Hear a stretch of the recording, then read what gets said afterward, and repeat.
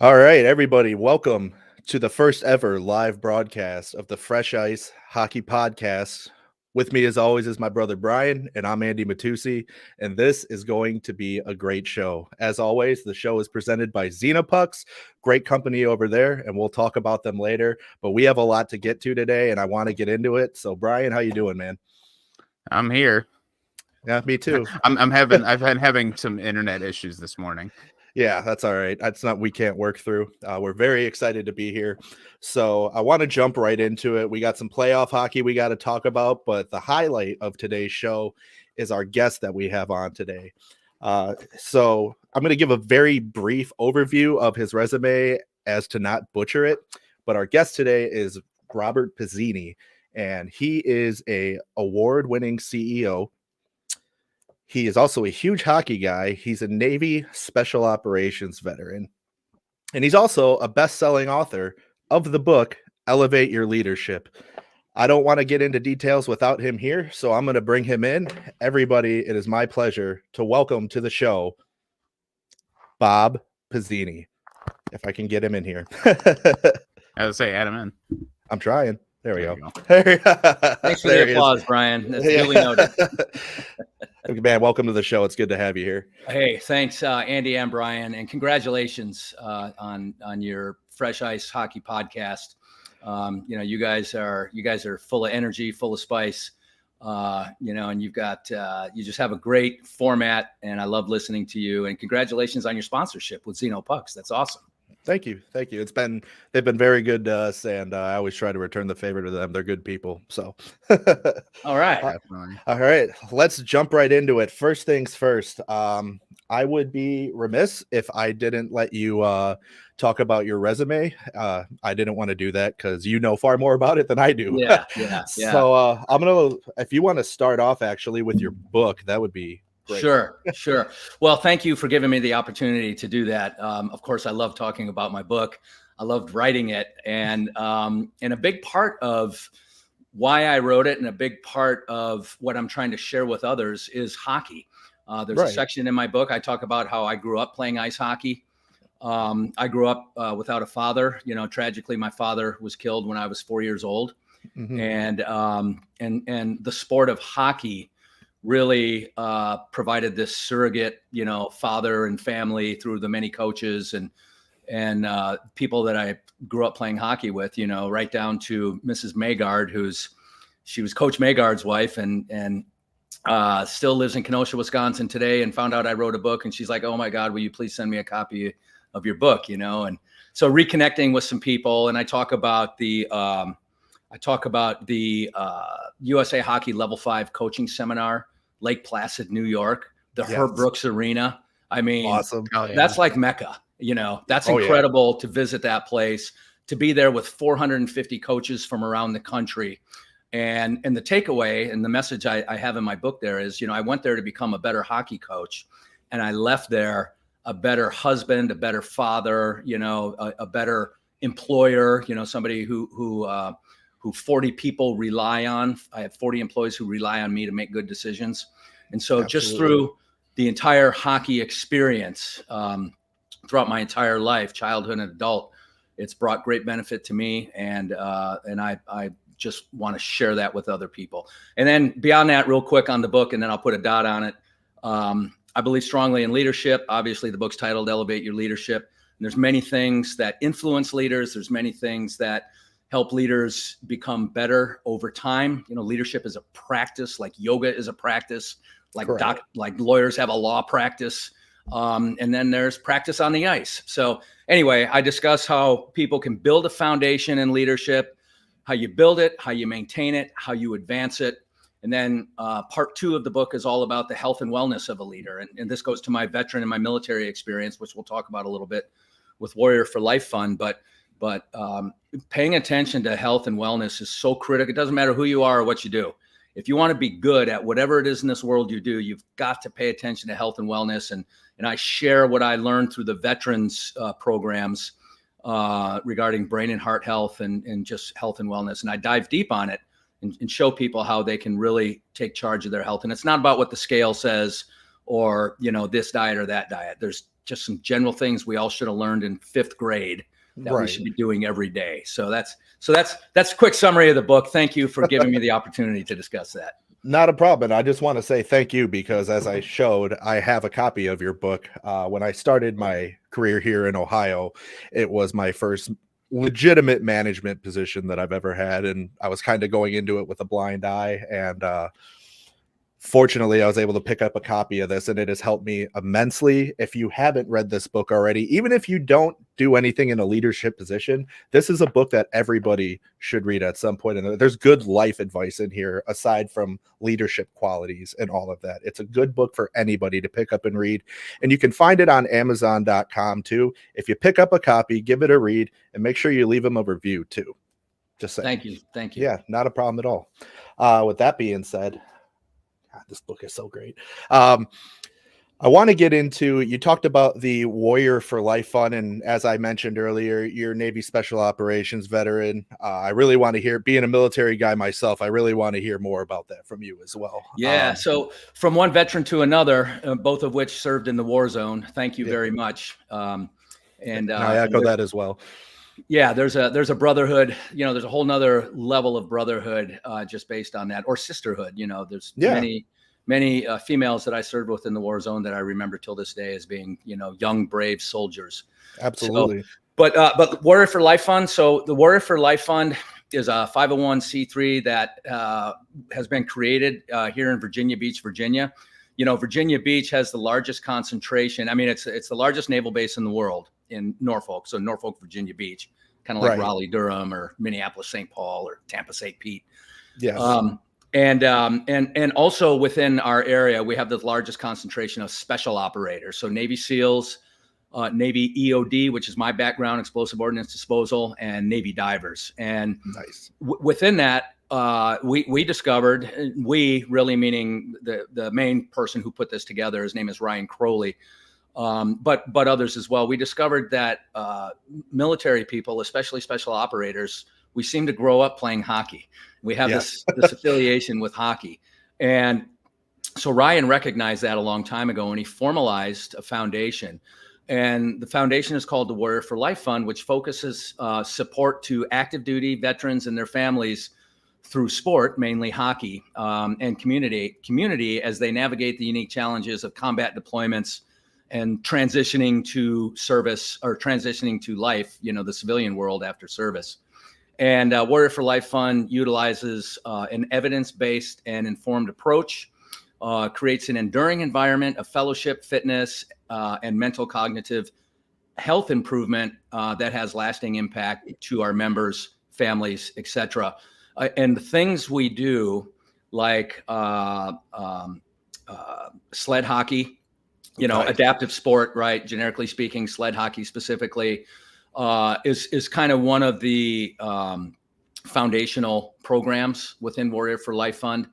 And the program grows every single year. And Warrior for Life Fund has an incredible relationship with the Boston Bruins Alumni Association.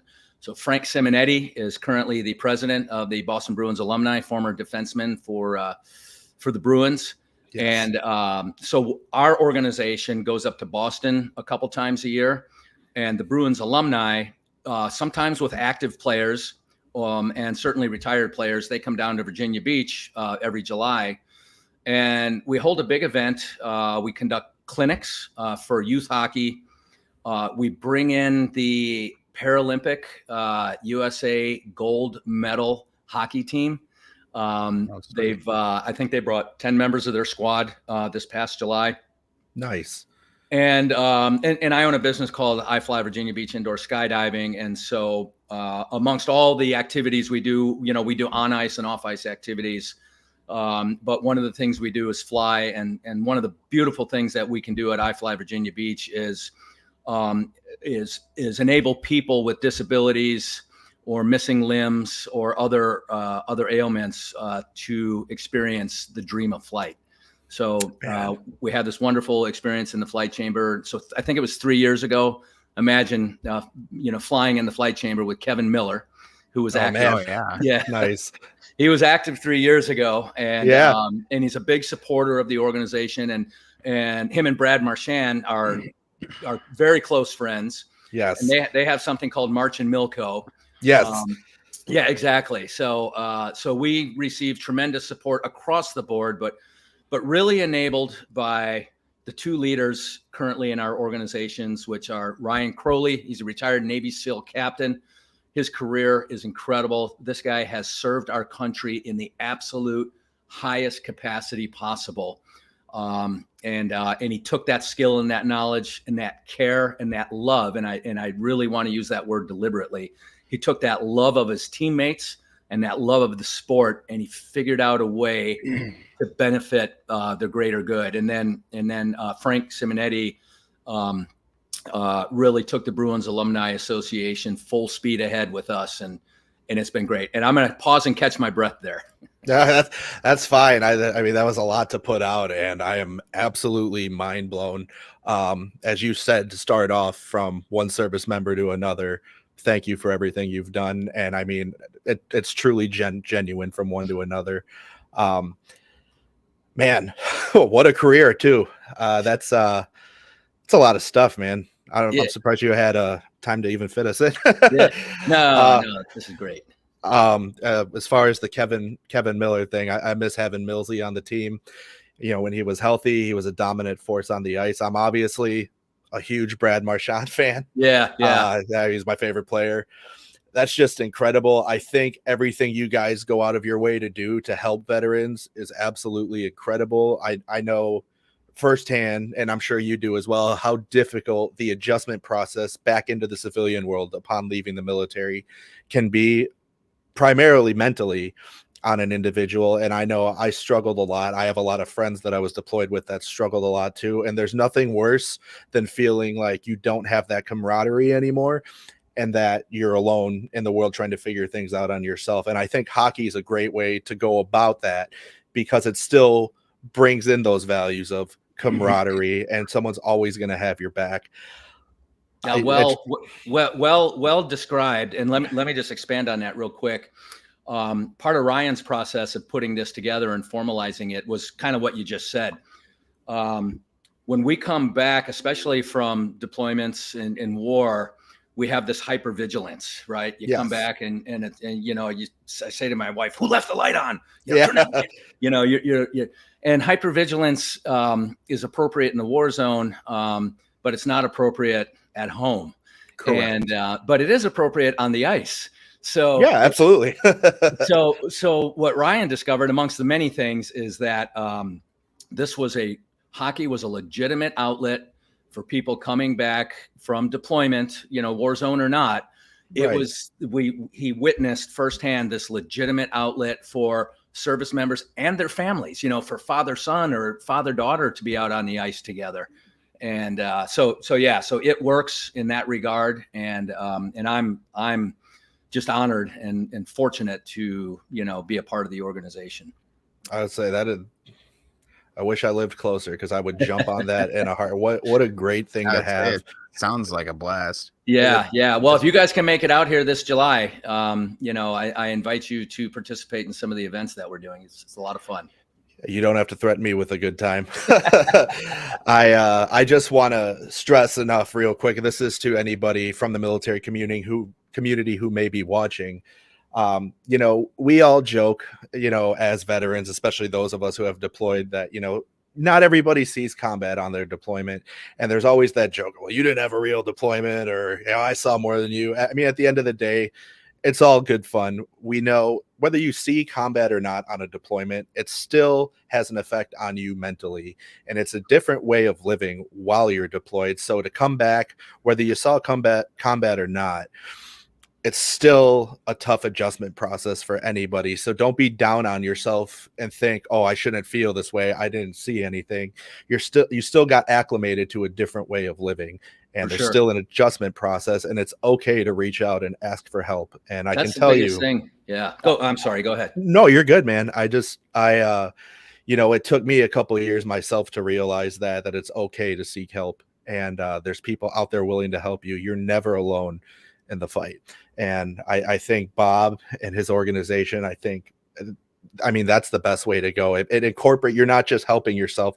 It's also making it fun for you too. You're not just going in a room and sitting there with a therapist, reliving horrible memories. This is a better way to overcome those obstacles. So exactly. Yes. Exactly. So it's really great. I also got to mention Tony Cabana, who, he's a Boston guy as well. And Nice. he helped put all this whole thing together, and the Navy SEAL Foundation, which we have a very robust relationship with. So just others who are instrumental in making all this happen. Absolutely. Gotta love the SEALs. They're some of the most badass guys I've ever met in my life.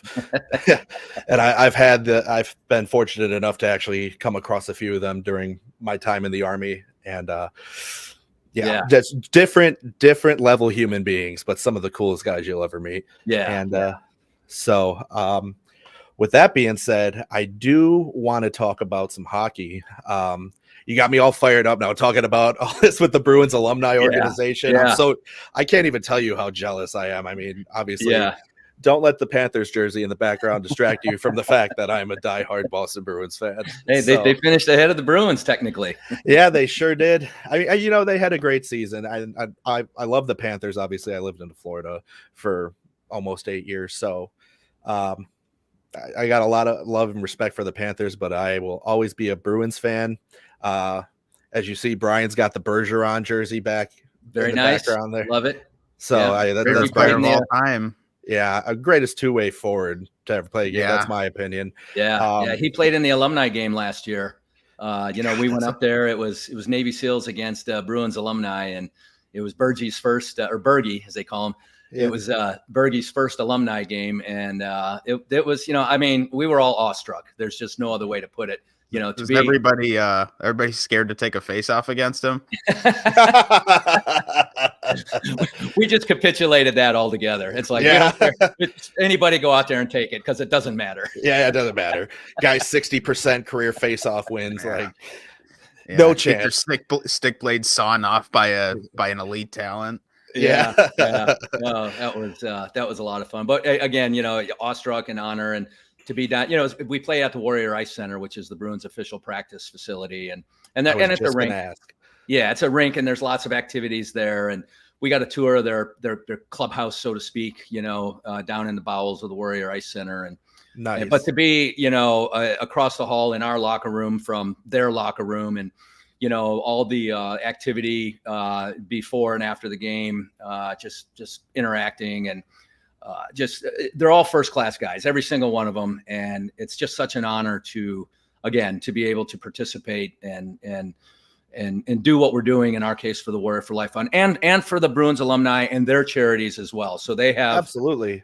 Yeah. So we, usually these events raise funds for multiple charities. Right. And so we meet other awesome people that are not, hockey players either, but just incredible people who support the cause. So it's rewarding. It's, for me, I served for 26 years. So when you leave after 26 years, for a lot of people, that's tough. Like you were saying earlier, Andy, and there's a void that you wonder, man, how am I going to replace that family and that connectivity that I've had for 26, that I built up over 26 years. And Warrior for Life Fund and hockey in general really helps replace it. And in my case, I'm really active with the business community here in Virginia Beach. And so those things really, really help fill the void. I'm trying to figure out how to word this without sounding like a dummy. For those people that have benefited from this, don't take it for granted. You're so lucky to have that opportunity, and I think it's good for everybody. I just want to echo again, there's something out there to help everybody, so you're never alone. I can't, on behalf of veterans everywhere, I can't thank you enough for everything you have done and will continue to do to help guys, men and women, in the future. Yeah, no, it's cool, man. It's like I said, I'm blessed to be able to do it. Absolutely. And to be able to share the ice with some of those Bruins legends, for me, if I even got to share a room with them for 5 minutes, much less share the ice, I don't even know. Yeah, I'm getting goosebumps right now thinking about it. The year before, I pass out. Yeah. The year before, Big Z played, and it was his first alumni game. And And and one of the rules for one of the gentleman's rules for these games, because we don't wear, a lot of guys don't wear shoulder pads, and there's no checking, right? And there's no slap shots. But Chara, he wound up a couple of times like he was going to take one, and he's just deking is all he's doing. But oh yeah, I saw him do that wind up, and I was like, I'm getting the hell out of here. Yeah, beeline for the locker room. I'm out. Yeah.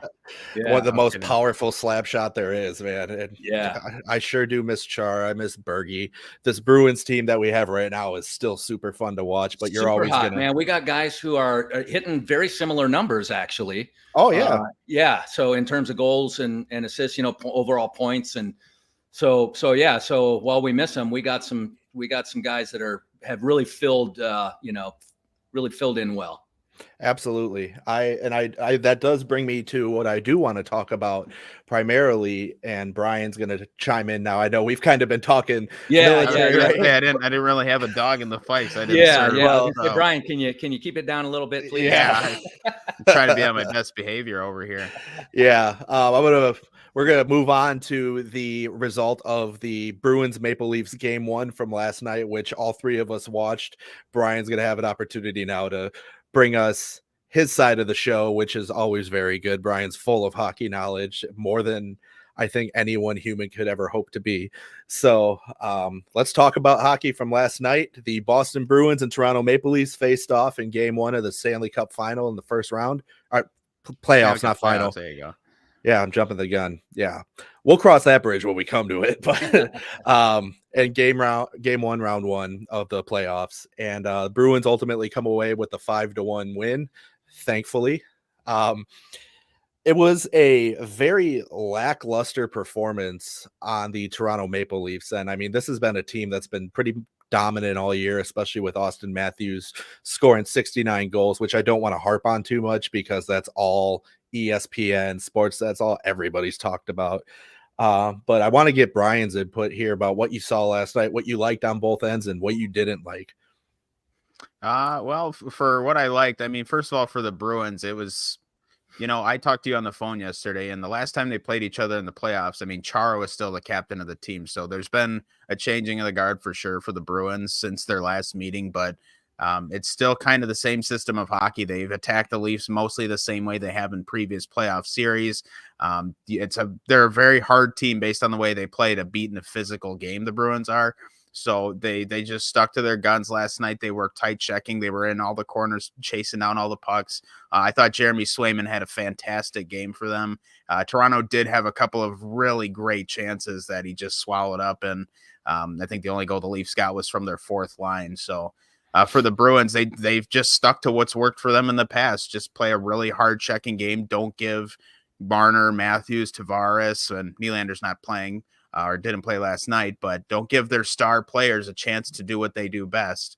The Leafs are very, very much a regular season team, if you will, in their ability to be high scoring, but they've always kind of lacked that physical element. And the the three guys they got to alleviate that, Domi, Bertuzzi, and Reeves, I didn't think had a great game last night for them. Domi, especially with that careless penalty he took that immediately resulted in a power play goal against. So not the best look for the Leafs last night. And if they have any chance of winning the series, they can't play any more games like that. But for the Bruins, I mean, Jake DeBrusk continues to just kill the Leafs. Normally you expect a lot from Pasternak too, but I thought he had a good game and had some good looks. But it was definitely the Jake DeBrusk and Jeremy Swayman show last night for the Bees for sure. 100%. Bob, you want to throw some input here? You think that was a pretty damn good summary. So maybe ESPN should be reaching out to you, Brian. Yeah, I'd love to. I would like to be sitting next to Biz and Liam in the booth there. Yeah, who wouldn't? That'd be a lot of fun. So of note, the hitting. I love the game because there were a lot of hits, hard hits early on, but for the most part, they were good hits. They were legit hits. And, kind of the game of hockey, getting back to the game of hockey. Right. And then the goaltending, I don't think the Bruins let it be known that Swayman was going to be in the net until, the puck dropped almost. Yes. So I think that was a good kind of strategy, if you will, to kind of get inside the heads of the Maple Leafs. Now on the Maple Leaf side, if they're smart, they're like, hey, it doesn't matter who's in net because they're both top quality, goaltenders, and it doesn't matter who it is. We just got to get out there and play our best game. But like you said, Brian, Swayman had a couple of clutch saves that were just incredible. Yeah. And kept that game from ever really being close. It was never really close. Yeah. Hitting, goaltending, and then goaltending on the other side. I think that's a challenge for the Maple Leafs. Even though they got Bertuzzi, Domi, and Austin Matthews, skating that line, you got to have the goaltending's just got to tighten up a little bit. I think there were two that the goalie should have had, but again, It's easy to sit back and say stuff like that. So, and I agree with you, and I do think additionally that there were times the Leafs left Samsonov out to dry. I mean that you can't.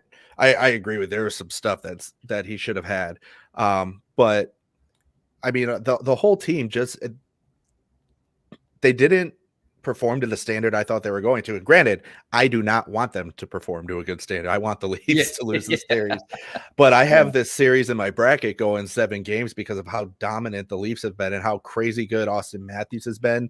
Granted, they didn't have Nylander last night, but you can't let that make that big of an impact in a game like that. I mean, you're trying to establish in that game 1 what the rest of the series is going to look like, and you can't just blame it on, well, we didn't have one of our star players. Yeah, that does have an effect to an extent, but you can't let that determine the outcome of the entire game. Yeah. So a lot of sloppy play on Toronto's end. I'll be ecstatic if they play like that the first 4 games and the series over in 4 games. I'll be thrilled. But at the same time, this is a series that I expect to be long, go 7 games. I expect it to be very physical. These are 2 teams that notoriously do not like each other, and in the last several years has been one of the biggest rivalry in sports because the Bruins and Montreal Canadiens rivalry hasn't really been as strong as it has in the past because the Habs haven't been dominant they haven't been good the last several years, so it's just been kind of like, all right, we're playing the Habs, let's get the dub and move on. But I mean that those Bruins Habs series used to be bloodbaths. I mean, it was always those 2 teams hated each other, and it's just kind of fallen off in the last few years. And I hope it comes back to a point where it's an aggressive rivalry again. But right now, the playoff rivalry between Toronto and Boston is just unmatched by any other sport right now, I think. Granted, that's my personal opinion, but if the Leafs can get it together, this is going to be a brutal series. And I think whoever comes out of it that team's going to be banged up come round 2. For sure. Those penalties too that Brian mentioned. I mean, especially that first goal, 2-on-1, relatively early in the first period. That probably, mentally that had to really. That's the tone I felt like for sure. You see the way after Beecher scores and he goes into the corner and him and Boquist celebrate like they just won the cup. I mean, they were feeling it. The crowd was buzzing for sure, and to that point, the Leafs have been guilty of getting suckered into this a lot in the past, and other teams have too, but trying to beat the Bruins at their own game, which is hard checking game, and just crashing the net. And that's not really the Leafs brand of hockey, which I think is ultimately why they got blown out so badly, is you got to stick to what works for you. Toronto's best chances are always, play with speed, draw penalties, and do some damage with your lethal shooters on the power play, and they didn't do that at all last night. So that's it. If Toronto plays like that, to Andrew's point, it probably will be a 4-game series, which is fine. That's what we want. But 5. I'll take 5. You got to give them 1 win in there. You got to make it interesting. At least. And we want to see a little more hockey, right? Well, absolutely. And I mean, to you guys, your point about setting the tone early. If you get that TD Garden crowd rocking, it's game over for whoever they're playing. And nothing fires up the crowd at TD Garden like a playoff series between the Bruins and the Maple Leafs. Like I mentioned, it's 2 teams that notoriously do not like each other. And in years past, we've seen it. Everybody's got their kryptonite. And for Toronto, it's Boston. And I'm hoping that still stays true this year. And if that crowd stays loud and the Bruins stay hot, it will be a quick exit for Toronto. So good on them. I have to say too, earlier Brian mentioned, last time they faced each other in the playoffs, Chara was the captain. They still had Patrice Bergeron, but another notable guy worth mentioning that they had on the team was Tuukka Rask was still the goaltender. And Tuukka, contrary to what I've seen a lot of Bruins fans say, Tuukka is one of the best goalies to ever play the game. I don't care what anybody says. That's not my opinion. That's a fact. You can look it up statistically.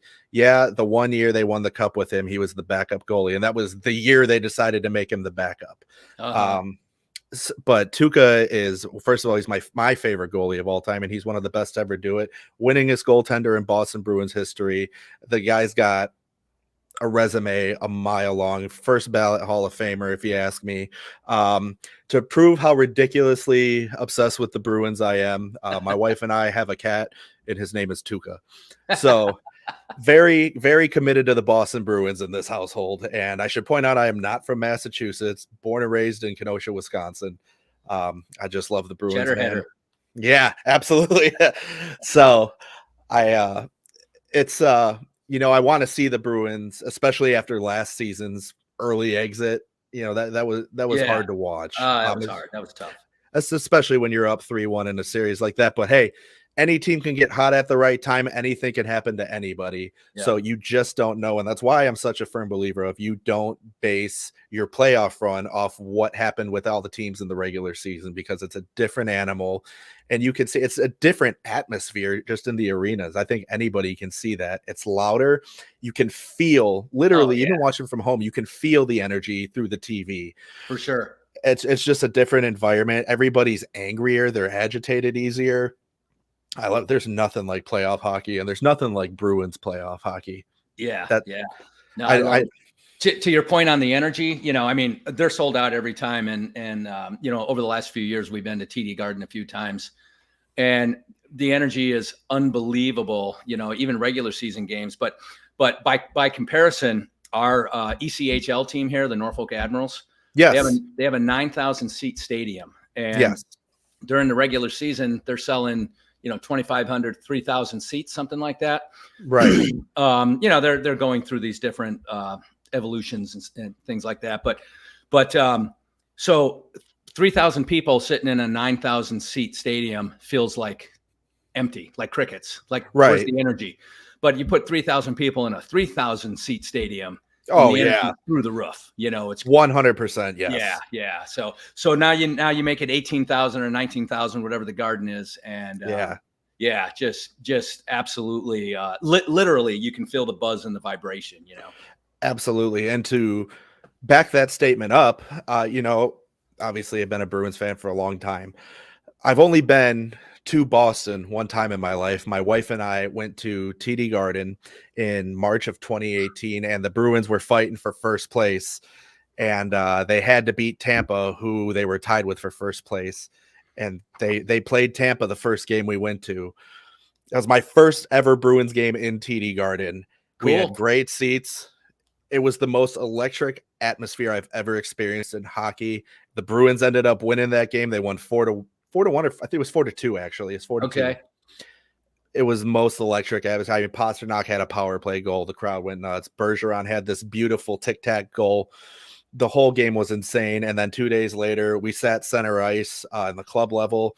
That day, I knew it was going to be a sign of good things to come. We were walking to our seats on the club level, and we just happened to be walking behind Andy Brickley, the Boston Bruins color commentator.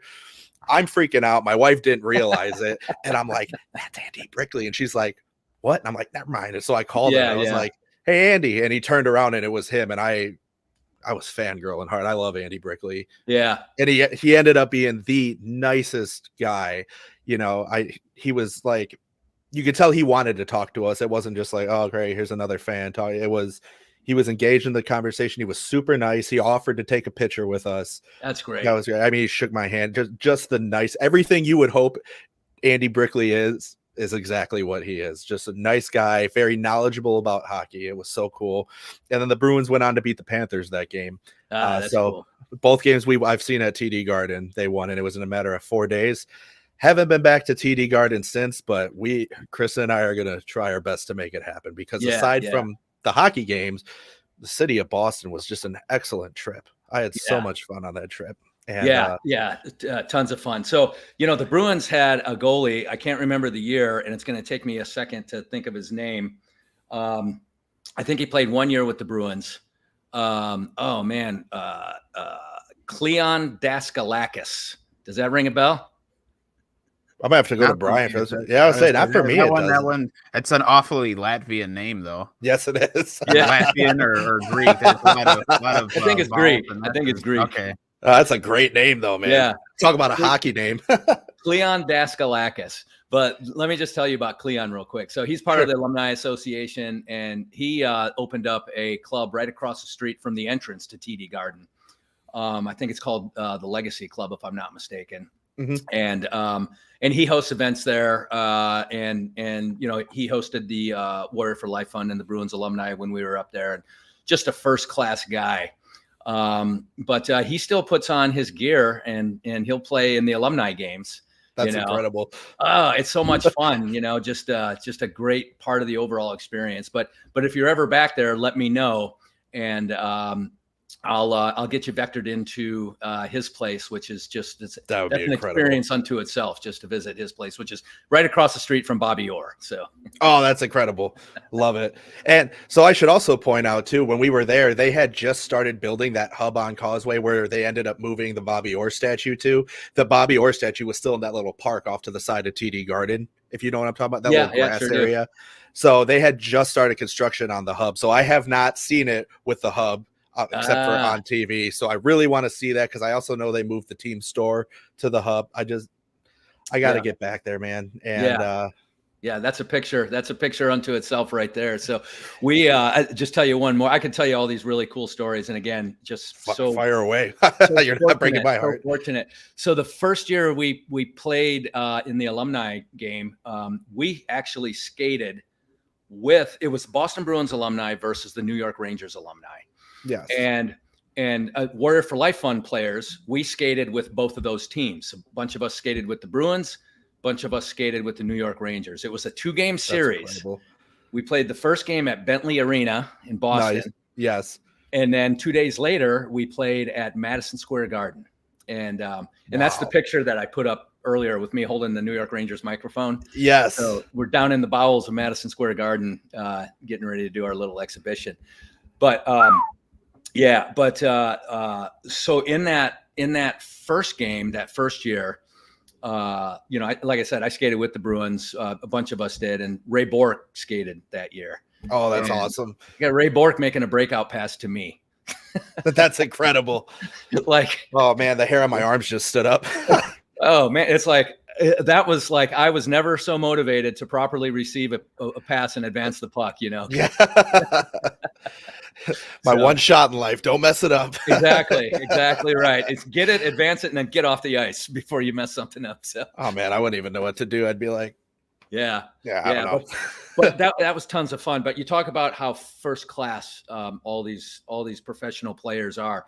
So I was up there with my family. Most of us took our families with us, and my son at the time was probably 14 or so, and we're leaving the hotel in New York, between Boston and New York. So anyway, we're leaving the hotel in New York, and Chara and Bergeron are staying at the same hotel. The Bruins are staying at the same hotel, and they're getting ready to get on the team bus to go to Madison Square Garden because their NHL game was a couple hours after our alumni game. Gotcha. Yeah. And so, dressed professionally, they're both wearing suits and looking real good. And I told my son, I was like, hey, go over there and stand by him. And he went over there and stood by him. And I came over and I was like, hey, do you guys mind? And they're like, absolutely. That'd be great. So I have this wonderful picture of Patrice Bergeron, Zdeno Chara, and my son, like I say, who was probably 14 at the time. It's just incredible. That is, man, dude, that's incredible. Can I interject here? It's perfect. You mentioned Chara. I had looked down at my phone to check something real quick. So Zdeno Chara ran the Boston Marathon last week. Yes. And TSN just posted this. It's a tweet from Steve Hewitt. It says Zdeno Chara, 6 days after running the Boston Marathon, just finished the London Marathon in a time of 3 hours, 11 minutes, and 4 seconds. That's his new personal record. What a legend. Yeah. The guy takes 8 steps and he's done. I mean, that's unreal. The guy, you almost wonder, could he still play hockey? I mean, if he's moving that like that, holy crap. No, the guy's in impeccable shape. Yeah. A true professional athlete. And and I've been at social functions with him where, you know, there's plenty of adult beverage and just all kinds of food that you know you shouldn't eat, but you're going to anyway. Right. And he from my understand, does not consume adult beverages, and he pays really close attention to his athletic health, you know. Right. Yeah. A true professional. Nice. I mean that's the entire vibe, we'll call it, that he's given off throughout his whole career. Just extremely dedicated to his job. And I mean, that's why he was such a successful captain in Boston. He left a lasting legacy on the organization. And I mean, when someone says Boston Bruins, aside from being a Boston Bruins fan, the first 2 faces that come to my mind are Patrice Bergeron and Zdeno Chara. Yeah. I mean, just 2 of the most respected players to ever play the game. Yeah. Top of the line. Let me give you another Chara story. So when, again, 2018, I think it was, when we were touring the clubhouse at the Warrior Ice Center, it was between ice sessions. So most of the players were, you know, somewhere in the clubhouse or the locker room or the sauna or the massage room and, you know, the gym, you know, so, and we were lucky enough to see the whole thing.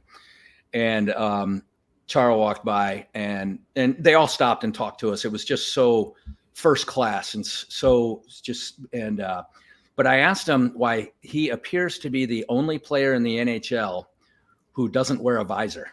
Yes, that's correct. Yeah. And he said that, you know, he got grandfathered and, you know, something along those lines. And but he was, and then to see like his stick on the rack of sticks, you know, it's clearly, you knew, taller than everyone else. Yeah. You knew which sticks were Chara's. I mean, it was obvious. So, yeah. I mean, I've never spoken to the guy in person. I've only been as close to him as standing at the glass during warmups and he skates by. And even then, when you're standing at the glass, you're a good 4 to 6 inches above the ice in the stands, and he still towers over you. He's just 6'9" is nothing to sneeze at. No, it's crazy. It's crazy. Big guy. But I mean, from what I hear, I mean, obviously I've never met the guy, but I hear he's the nicest guy off the ice. Everybody loves him. Obviously on the ice, his teammates loved him. The fans love him. Yeah. I can't say enough good things. I think it was the year before last when he played in the alumni game. We had this little like reception up in kind of above the bleachers at the Warrior Ice Center, and he's up there, you know, signing autographs and talking to anybody, you know, just hanging out like one of the guys, you know. And that's incredible. Yeah. So much fun. I mean, the Bruins organization as a whole, between their charities and their actual organization, they do so much to give back to their community. And that's one of the things I love about being a Boston Bruins fan, is they are very active with their fan base and the community as a whole. And I think that's what makes them such a special organization. I'm jealous of you because of how involved you are with them. I wish I could just live a day in your shoes, but well, I'm lucky for sure. You know, there were 2 things this past summer. They had a golf tournament fundraiser out on Cape Cod, and that was sponsored by one of their really great sponsors up there called HPI. And so I got to meet a lot of the people in that organization. And then they do another one called Bowl with a Bruin. So a lot of the former players come out, and again, it's run by the Alumni Association. But so at Bowl with the Bruin, we do this big auction. You know, at charity events, oftentimes there's these auctions, and one of the things that's as a matter of fact, I should show you mine. One of the things that's very popular amongst our military community is what's called a blaster's box or a hell box, right? It's symbolic of explosives, explosive force, explosive train. And so we have people that make them, and again, they're highly engraved. And so we had one made. I took it up to both. We had 2 made. I took one to the golf tournament, one to Bowl with the Bruin, and we auctioned the box off. And in the box, it's hinged, so it opens up, and the inside usually a nice like velvet inlay. And then there'll be this wonderful holder for like 4 shot glasses and room for your favorite bottle of whatever. That's incredible. And then on the outside, like for this one we made, and I wish I've got pictures, I'll get them to you, but there's like all the Bruins Stanley Cups was engraved on one side. Did you visit the Constitution when you were there, the USS Constitution? We did not. Okay, so that was just because we ran out of time. Yeah, it's walking distance from TD Garden. But a friend of mine here, who's a retired Navy SEAL, who does all this wonderful wood and metal fabrication, he's got wood from the USS Constitution. Actually, where is mine? Right here. So this is a piece of wood from the USS Constitution, and he made it into these coins. Nice. So so this coin was attached to the side of the Blasters box. That's one awesome. of the other things. And then the Warrior for Life Fund logo. And so these things are really cool to have as like trophies, and we really try and get the price up there for them. Absolutely. So at the golf tournament, things went pretty well. We got a really good bid. And I was, as the bomb guy, as the EOD guy, I went up and described the blaster box and the history of it, the tradition of it, and went back up for Bowl with the Bruin. Well, during the auction phase of Bowl with the Bruin, Ray Bork usually runs the auction. And then for specialty items, like, I got up there for the blaster box, and there was somebody else who got up there for something else. But I got up there for the blaster box. Now, Ray Bork is a professional auctioneer. Hey, I got one over there. I got one over there. Do I hear two? Do I hear? I got two. He's like a pro, man. He's doing the whole thing. And I'm just up there kind of fumbling my way through it. Hey, so here's the history of the box. All right, I'm going to start out at 1,000. Who's got 1,000? And Ray come up, put his arm around my shoulder, and started helping me auction that thing off. It was the absolute coolest thing in the world. Yeah, that's it. Oh my God, man, this whole episode so far has just been nothing but the best stories you will ever hear in your life. Yeah. I'm so glad that we're doing this. Yeah. Before we go any further, we do have to take a pause here because we do have sponsors we have to shout out. So let's do that real quick. First and foremost, as always, Fresh Ice is brought to you by XenoPucks. I'm not sure that anybody can actually read that because my lighting's it's not focusing off your light well, but that's okay. Yeah, that's okay. The puck's engraved. It says XenoPucks on it. I promise it's there. XenoPucks make a high-quality off-ice practice puck. It's not made out of rubber. To this day, it's a trade secret as to what they make it out of, but it is the same weight and size as a regulation hockey puck. It's designed for off-ice use on virtually any surface. You can use it on asphalt, concrete, carpet, tile, hardwood floors.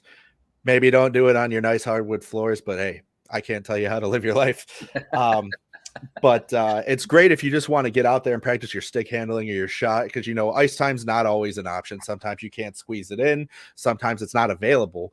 And this is good if you just want to go out in the garage or the driveway and practice. This is where it's at. Warning though, it does fly off the pipe like a real puck, so pay attention there. I don't recommend using it for a game because it's pretty hard. It doesn't feel too good to get hit by it. Not that getting hit by a regular hockey puck does feel good, but I was gonna say it is still, if you're using something like a green biscuit or you're looking for something a little better, stop looking because this is it. I don't know that there's a better off-ice puck on the market right now. So head over to XenoPucks.com and get yourself a puck and check out their merch selection. Even if you're not a hockey player, they still have some really cool stuff over there. And be sure to follow them on Instagram at XenoPucks. Brian. That's right. And you're muted, buddy. I'm not. Uh-oh. I got you. I can hear you. I would say, I think you guys are both muted. I don't know what happened. I think it's Andrew. I can't hear you guys at all. I hope you can hear me. Yes, I'm going to remove Andrew from the stage while he's having his troubles there. So yeah, we all know hockey sticks are expensive, and if you're practicing off the ice with a XenoPuck, you're going to probably want something to protect the blade of your stick. Thankfully, our friends at the Hockey Wraparound have figured that out for you. What they sell is a myriad of products. Of course, they have things like tape, equipment drying racks. They sell their own apparel. Their premier product is their hockey stick blade wraparound. I believe it's a vinyl piece that just wraps around the blade of your stick. It's going to protect the blade and the tape on your stick from damage from things like concrete and asphalt and such. So listen, if you're practicing off ice, these two are a perfect pair for each other. Visit our friends at the Hockey Wraparound. hockeywraparound.com/fresh ice and use the code FreshIcePod. Get you 15% off your order. And now, do we have Andrew back? Apparently not. Not yet. We don't. So, all right. Yeah. Oh, well, that's okay. We'll keep going. So I guess we'll have to get him back in here because I do have a question I want to ask both of you guys since you're military. But did you have a chance to catch any of the New York Islanders in the Carolina Hurricanes game that played yesterday afternoon? I didn't. I saw that the Canes won, and I didn't even get a chance. I didn't catch the game, and I didn't get a chance to catch highlights. But I'm not surprised at all that the Canes won that game. What are your thoughts there? Well, so we did our preview show on Friday night, and my big thing is that both of these teams play a very similar style of hockey. They're both very much they're usually low event games, score first, shut down the other team, make it hard for them to even get a chance. And when we talked about them, I mentioned that Carolina did all the things New York does just better because they have better players and so on. And I think that was kind of what that game felt like yesterday. They both were tight checking. There wasn't a ton of space. And ultimately it was a pretty close game till the end. And yeah, and for the Hurricanes, Evgeny Kuznetsov gets his first playoff goal as a Cane, which is really good developing story for him after coming over from Washington with all the troubles he had earlier in the year. So really good for him. But yeah, Carolina, a really great start to that series. I thought Freddie Anderson was fantastic for them. As I mentioned in our preview show, he was going to need to be. So I thought he was really good. I thought Varlamov was great for the Islanders too. Unfortunately, it just wasn't enough to get them the win. Who do you like in the series? Carolina for sure. Okay. In 7? I actually had them in 5. I kind of took a shot in the dark here and thought they might be able to run away with this one. Yeah. Andrew is back. Okay, good. Yeah, I could hear. So I found out what happened in my whilst talking with my hands, as I often do. I managed to unplug the cord connecting my headphones to my mic, so everything was working. I just couldn't hear anything. So it wasn't your end. I'm just dumb. That's all right. But I agree. I actually have the Hurricanes in 5, I believe. It was either 5 or 6. I know I don't have it going 7. But I think between how good, and I couldn't hear half of what Brian said till I got my headphones fixed. So if I'm being redundant here, please let me know. But I think between how good Freddie Anderson has been lately, there's just Brian mentioned that. I wouldn't know. Freddie Anderson's just been so worth good. repeating. Yeah. Plus, I mean, you got Jake Gensel and Kuznetsov, which I'm sure Brian also mentioned. Yeah, I did mention Kuznetsov. Boy, that had to feel good for him, though. I mean, it was like 2 minutes into the game. They draw the power play. 12 seconds into the power play, he gets it in the faceoff circle and just rips it upstairs. I mean, that had to feel like the weight of the world off of his shoulder, given everything he has gone through. Absolutely. And he's been such a good fit. Like I mentioned in my previous episode, he's been such a great fit down there. So I see when his contract is up, which is not this year. I think he's got 2 years left on it, doesn't he? Yeah, that sounds right. He's got 2 years on it. I think he stays in Carolina as long as he performs to standard, but he's been such a good fit there. I think it's a good spot for him to stay. Jake Gensel has also been an unreal acquisition for Carolina. I mentioned this before too. I don't see him staying, even if they do win the cup. I think he tests free agency, but I definitely think Carolina's the favorite in this series, no question. Yeah, and for Jake Gensel too, I don't believe we touched on this on Friday night show. Jake Gensel set an NHL record for points by a trade deadline acquisition. I think the stat line was he had 25 points in 17 games. So, and he is a UFA. His contract is up at the end of the season. So, it'll be interesting to see where he goes, but he's been fantastic for them too. Since I got both of you guys here, Andrew, I can't believe I've never asked you this, but you're both military. I want to know, in your time serving, were either of you ever given a challenge coin? Oh yeah, Bob. I'm sure Bob has about 10 million of them in his house somewhere. I'm going to angle my camera here. Okay, let's see. Oh man, a couple, yeah. Holy shit! Holy shit! Wow, wow. My face is right in my microphone now too, so it's probably pretty loud, but that's okay. That's all right. I got to tell you, Bob has far more than I do. I think I have 4. Bob also had a far longer career in the military than I did, and far cooler for that matter. But yeah, and you can get them. It's not just combat ops that you get challenge coins for. There's a multitude of things you can get a coin everything. for. And you know what? Let me just show you real quick. Shoot, where is it? So I've got. Well, you know what? I've got my own personal challenge coin, and I'm going to put those in the mail for you guys. Oh, that's incredible. I can't believe I don't even have my own challenge coin on my challenge coin rack. So, because I wanted to show it to you. But anyway, it's I Fly Virginia Beach, my current business on one side, and then it's the Navy EOD badge on the back side. Awesome. So, Nice. Yeah, 2 things that are real symbolic. But to answer your question, yes. Yeah, I was gonna say it sure seems that. The reason I ask is I'm a huge fan of the TV show NCIS. I've been watching it since I was a young kid, teenager, and I remember them mentioning it the first time in a show, and I'm like, "What the hell's a challenge coin?" And then after Andrew started serving, I'm like, "I'll have to ask him if he's ever gotten one." And I mean, you're my brother. I talk to you every day, and I just never remember to do it. And it finally clicked all at the right time. So. I was like, I've been out of the Army for 10 years now. Yeah, I know exactly. So I just keep dropping the ball. But I think this is a perfect time to ask now that I had 2 guys that served on here. There we go. So since you asked, and careful asking me questions because I can talk until tomorrow about stuff. That's okay. I can us too. Yeah. But so Warrior for Life Fund. There it is. Nice. Yeah. So that's our Warrior for Life Fund coin. That's and incredible. the logo is very symbolic. There's a trident, which is Navy SEAL. There's the trident crosses a hockey stick. Nice. That's cool as hell. And then awesome. the wrists cross each other as in teammates, being there for each other. Yeah, absolutely. And then 13 stars, original 13 colonies. Yes. And face off for heroes on the obverse. What do you call that? It's like you got the reverse and the obverse or whatever they call it. So for I think you're right. yeah. So whatever side of the coin that is, face off for heroes is what we call our alumni game. Yes. Which is really cool. And then from Frank Simonetti himself, the president of the Boston Bruins alumni. But what's that really is cool, incredible. That's amazing. That's wow. Oh, that thing's pretty sharp. Holy that shit. is cool. Yeah. So these are, in the hockey world, these are the prized possessions. Those are both incredible. I love them both. Man, I'm also digging the jerseys in the background too.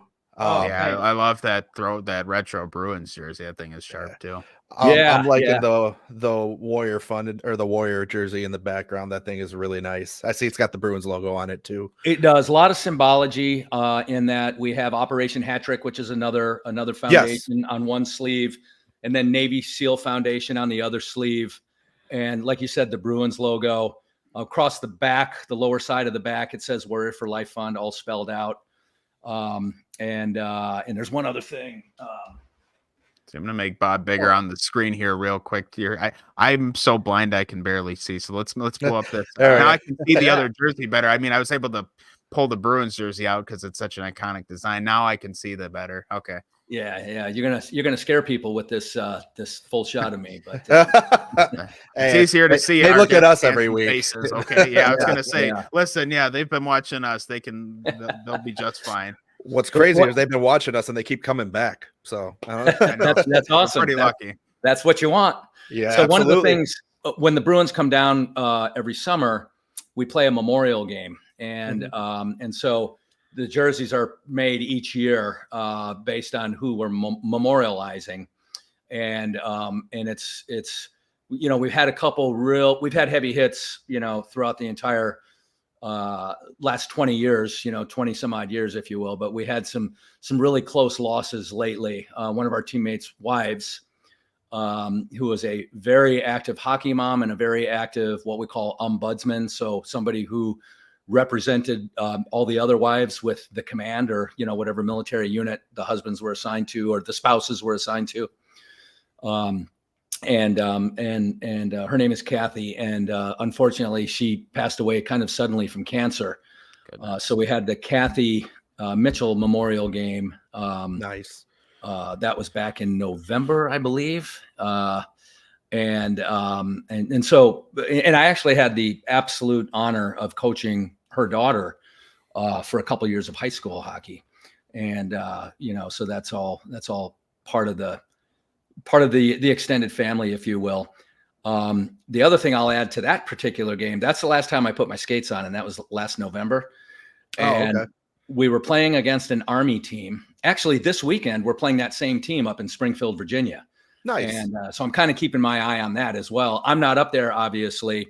And I haven't put my skates on since I think it was November of last year. Just I got some lower back issues and had a surgery a while ago, and it's just become tougher and tougher to lace up.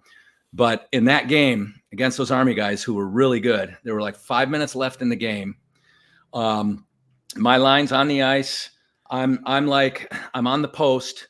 The puck makes its way to like mid slot, and my teammate at mid slot, I figure he's going to fire it at the net. So I turn around, face the net, look for a rebound. Well, he missed the net and he hit me right in the lip. The puck just came in under my visor, and so that took a little while to heal up. So now, good thing it wasn't a XenoPuck. It really would have hurt. That would have done some damage for sure. I don't want to take this anywhere. So, fun story about getting hit with one of these. I brought it with me. You're gonna tell it? Yeah. Okay. Go ahead. Yeah, Brian knows right where I'm going with this. We went to Nashville back at the beginning of March with a couple of our buddies. Shout out to Ron and Angel because I know they're watching. We all took a group trip to Nashville to see the Predators play the Avalanche. And if you've never been to a Predators game in Nashville, you need to. It's incredible. But in the Airbnb we stayed in, I brought it with because Brian and I had initially planned to do a show together in Nashville. There's a long story about what happened there that I won't get into. But my buddy and I decided... story was mostly just Andrew getting drunk. Yeah. My buddy Angel and I, that's not what happened. But my buddy and Angel and I decided to start kicking this around to each other at the Airbnb. Well, I decided to do that with no shoes on, and it hit me directly in the ball of the foot. And it wasn't even hard. It did not feel good, though. And it was bruised afterwards for like 2 days. I still felt it when I was walking. So, yeah, you do not want to get hit by this thing anywhere. I don't care how hard it is. It doesn't feel good, but it's for the purpose of off-ice training. Again, it's perfect. Yeah. Yeah. Nice. Very nice.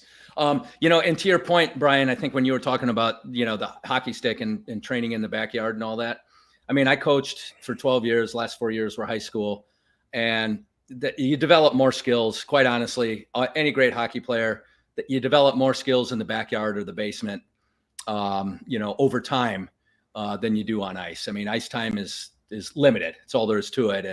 And you don't need to be on the ice to develop all those, soft hands and stick handling skills and a powerful shot, regardless whether you're just taking a wrister, a slap shot, or shovel, whatever it is, you develop all that in the backyard as far as I'm concerned. Absolutely. Oh, yeah. I mean, that's where it all starts.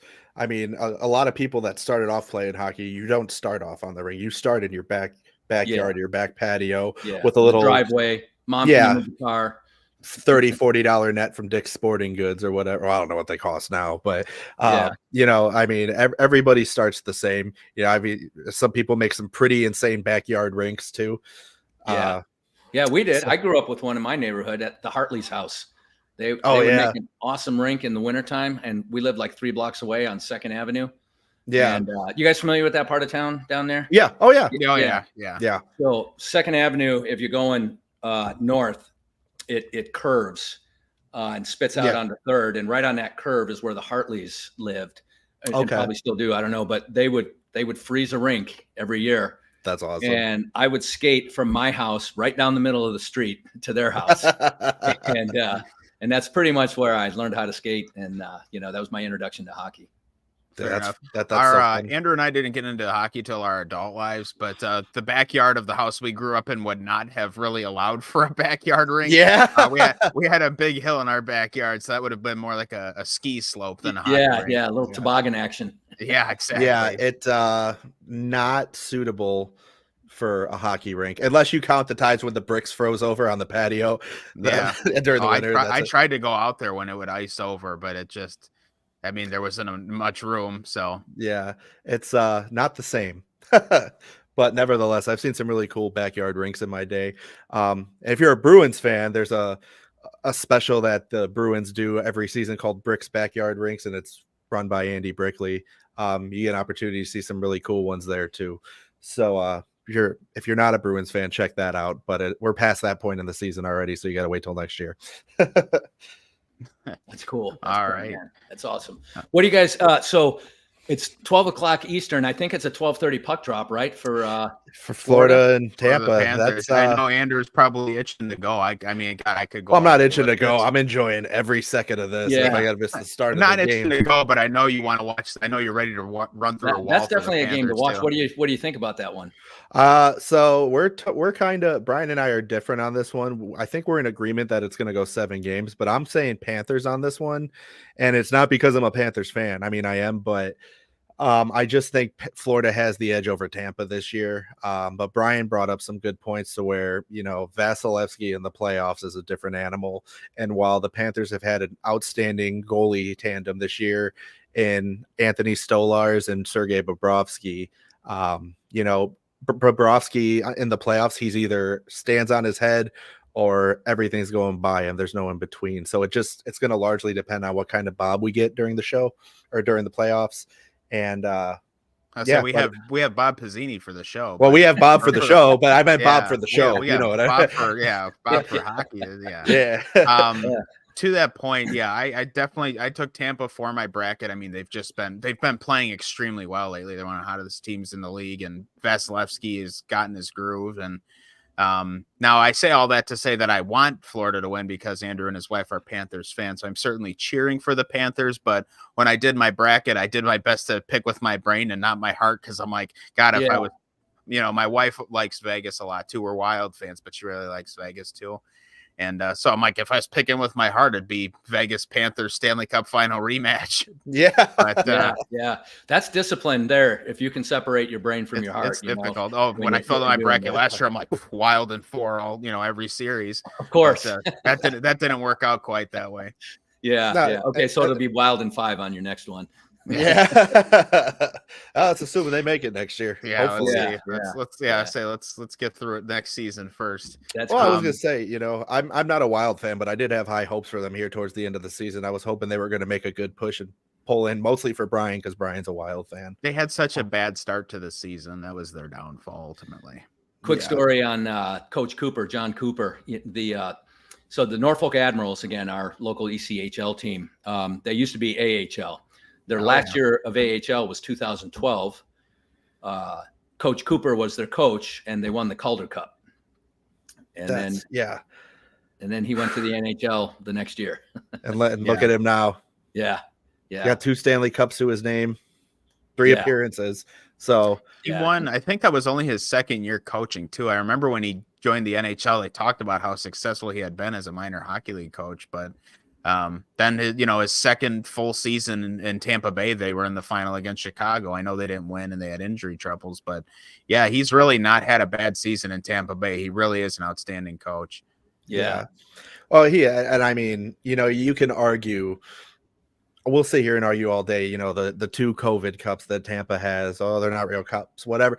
The point remains the fact that those were still 2 really good Tampa Bay Lightning teams under John Cooper, who is still one of the greatest coaches ever. Yeah. So regardless that the Cups may have not been legitimate, you could argue, the teams were still unreal.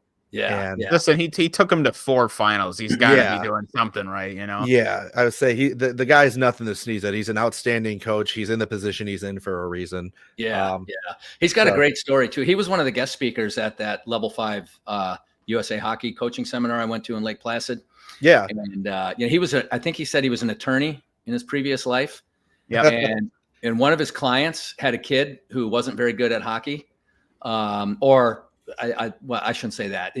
Whatever reason, he wanted John Cooper to give this kid some private lessons, and he did. And John Cooper's like, "What am I doing being an attorney? Like, I want to be part of the game." Right. Yeah. So it's a pretty cool story all the way around. That's one thing worthy of mention that we didn't talk about, and it's bad on me, is talking about the Lightning and talking about the Big Rig, who is now on the fourth line with the Bruins, right? So yes. And it's great because I saw people before the game, primarily Toronto Maple Leafs fans. Oh yeah, I'm sure his 3 minutes of ice time is going to make difference. Well, guess what? Like Revo's not playing 4 minutes a night, Well, guess who also had an assist last night? Big Rig. That's right. Guess who also threw somebody into the bench last night? Big Rig. I mean, and it was a good hit. No penalty on that one. I've always had nothing but respect for Pat Maroon. I've never liked him because he's always played for teams I don't like. But the guy won 3 Stanley Cups in a row, one with St. Louis, 2 with Tampa. There's something to be said for that, and he is a well-respected. They call him Big Rig for a reason. I was interested to see when we picked him up how the relationship was going to be on the team, because him and Brad Marchand in the past. Well, I don't need to go too deep into that. I think everybody knows. Well, at least they're on a different line. they're on a different line, but they've gotten along really well. From because I think wasn't Bertuzzi on the same line? Bertuzzi was on. By the way, Andrew mentioned on a Friday night show, Andrew thinks Tyler Bertuzzi kind of looks like every criminal ever. Yeah, only this season though. They showed him on the broadcast last night. He looks tired, man. He looks like he's been going through it this year. I don't know, and he's had a pretty good season in Toronto, but he has. He looks like he just got in a fight 10 minutes ago. Yeah, I made a joke that after the series is over, he's going to go in the parking lot and slash everybody's tires, but that's just because of how he. But I mean, he's obviously not a bad guy, and his teammates love him. No, so, he's a tough guy to play against, and he's a pain in the ass. He is. He's a very talented player. Yeah, aggressive. And I was happy when we did have him last year. I'm still very heartbroken about the way the season ended last season in the first round against Florida. I wouldn't be if it was a close series, but to be up 3-1 in a series like that and then go into game 5 and lose, it's just a game 5 on home ice and lose and then let them come back. It's just rough. Yeah. And then didn't Florida get eliminated in the next round? No, they got eliminated. They went all the way to the final. Oh, they did. Oh, yeah. They went all the way to the final. Toronto and then Carolina. Yeah. But Vegas smoked them. For the Bruins too. The thing that made it even tougher was in game 5, Brad Marchand had a breakaway with like 5 seconds left in the third. That would have been the game-winning goal had he scored it. That would have closed the series right there. But Bobrovsky stopped it, and the rest was history. Yeah. Wow. It's tough, but I stand behind my team. Talk about how crazy this game is. I mean, we make all our predictions at the start of the playoffs and simple things like that. I mean, everybody had the Bruins in that series. One bounce goes your way. They get a save in game 5, and that saved their season. So we make all these predictions, but the sport is so wildly unpredictable, and I think that's the best part about it. Yeah. But that's what we love about it, too.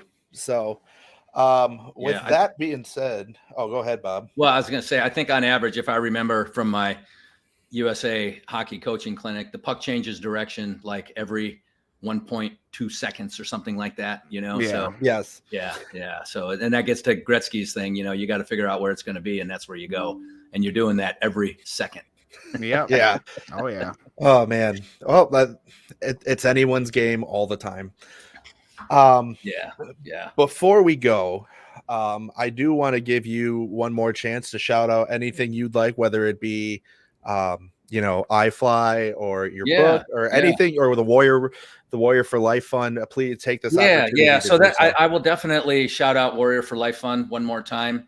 If listeners, if you want to participate or contribute to the Warrior for Life Fund, if you want to help veterans, and I'm talking people who are, serving this country at the highest level, and with that, face some of the greatest challenges when we come back to the private sector.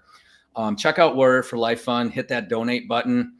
Check out our events and come to an event and meet and greet and talk to us and talk to our players and talk to our kids, and just really see what a wonderful community exists for the sole purpose of helping military families deal with the difficulties of military life is kind of really to simplify it. But Warrior for Life Fund, we've got a great website.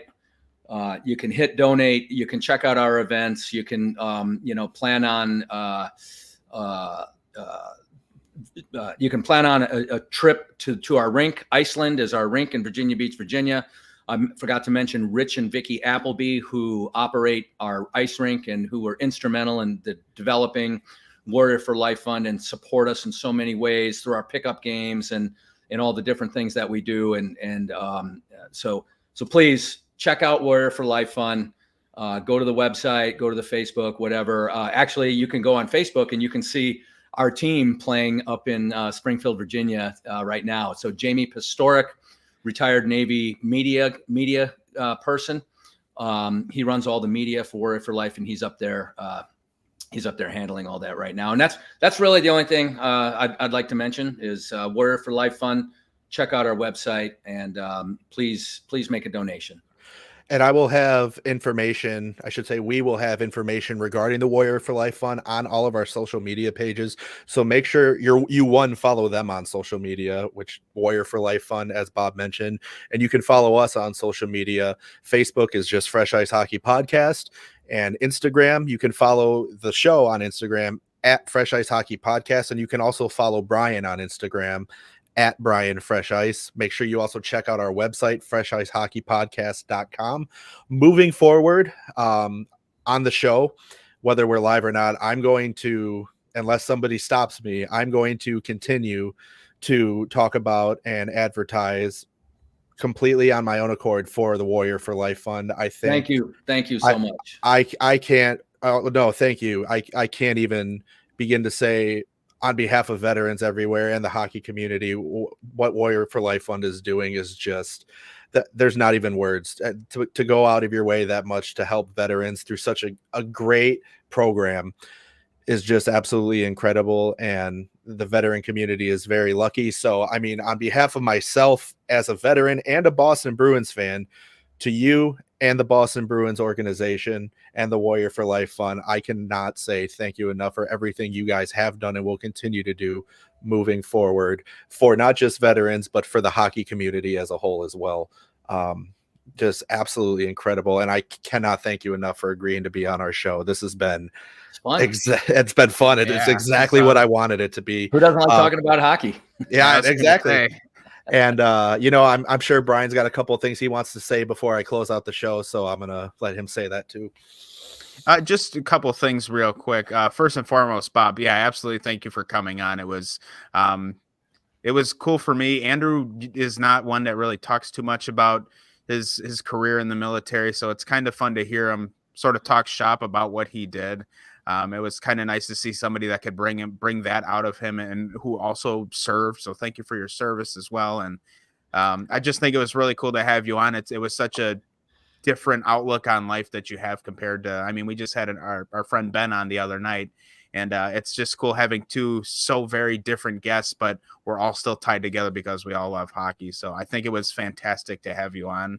And I think it's great what you do for veterans. And as somebody who's I didn't serve myself, of course, but we have a lot of military in our family. So it's always great to see that there's programs and people out there who care about the people that defended our country. So, so thank you for that, Bob.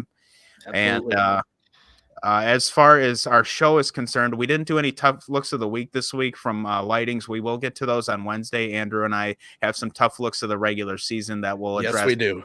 But that'll be probably a longer segment, and I don't want to take any more of Bob's time, and I know Andrew wants to watch the Panthers. So we'll get to those soon. Only other thing, I guess, if you want to follow me on Twitter as well, or X, it's at Brian Fresh Ice, just like my Instagram handle. But Bob, thanks a million times again for coming on. It was a blast to hear some of your stories and see the things you do. Thank you. Thanks for having me, guys. Yeah. And after I end the show here, we'll talk a little bit more. But I do want to go ahead and wrap it up real quick before we go. If you're watching on YouTube, make sure you like and subscribe. Help us grow our audience. Help us grow the channel. YouTube is the hardest to grow.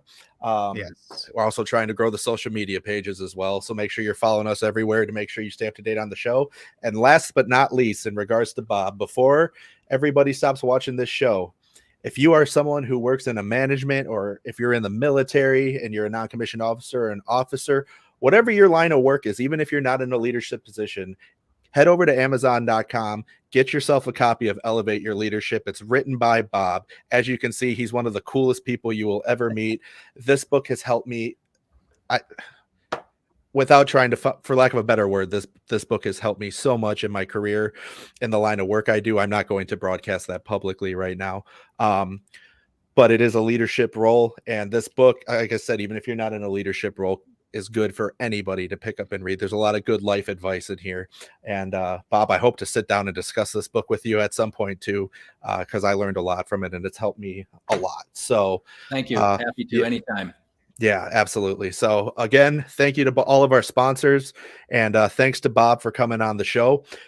Brian and I will see you on Wednesday, and we're looking your forward questions in too. Contact at freshicehockeypodcast.com or leave them in the YouTube comments. But yeah, especially get those questions in, because we're going to do the tough look and the questions. So with that being said, I think we're about done here. Go Bruins, go Panthers. We'll see you guys on Wednesday. Take care and comb your hair. Take care.